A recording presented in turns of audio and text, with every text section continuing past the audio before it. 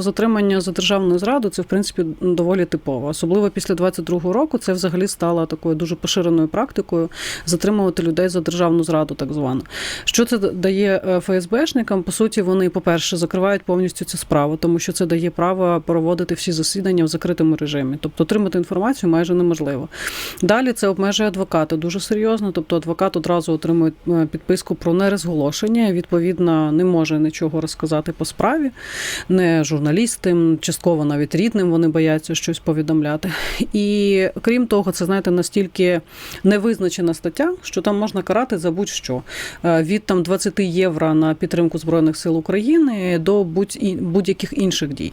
Тому частково ми бачимо, що ця стаття, в принципі, була відповідно прописана саме таким чином, щоб просто прибирати нелояльних людей, які потенційно створюють загрозу, або які є в рухах спротиву і так далі. Тобто це виключно політична стаття для переслідування людей на окупованих територіях, власне, та практика, яку ми бачимо.